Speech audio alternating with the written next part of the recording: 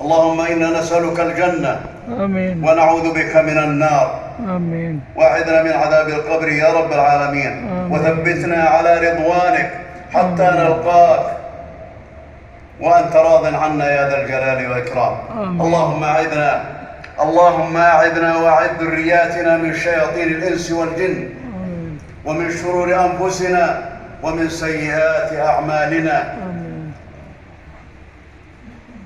آمين.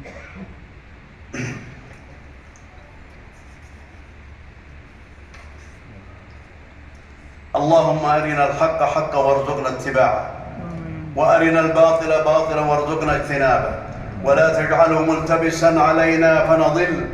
اللهم ارزقنا العلم النافع والعمل الصالح، واغننا بحلالك عن حرامك، وبطاعتك عن معصيتك، وفضلك عن من سواك.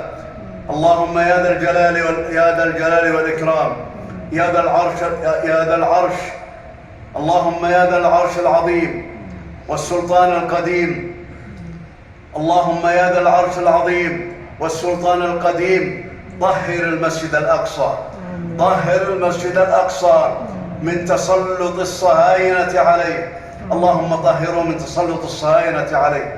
اللهم يا رب العالمين اجعله في أمانك وضمانك من أن يقربه المحتلون المعتدون. اللهم اجعله بجوارك وعزك أبدا إلى يوم الدين، وطهره من شرك المجرمين. اللهم انصر أهلنا في غزة، اللهم انصر أهلنا في غزة، وتقبل شهداءهم في عليين صغارا وكبارا ورجالا ونساء، ولا تسلط عليهم الصهاينة الظالمين.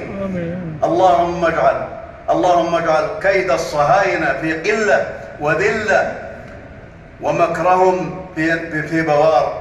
اللهم اجعل أهل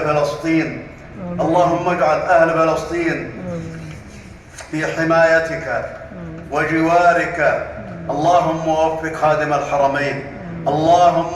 خادم الحرمين الشريفين لما تحب وترضى، ولما فيه الصلاح والفلاح، واعنه على كل خير. اللهم وفق ولي عهده لما تحب وترضى، ولما فيه الصلاح والفلاح، واعنه على كل خير، ووفقهما لما فيه نصرة الإسلام والمسلمين. اللهم واجزهما خيرا على ما يقدمان من الخير للمسلمين. اللهم احفظ بلادنا وحدودنا من شر الأشرار وكيد الفجار.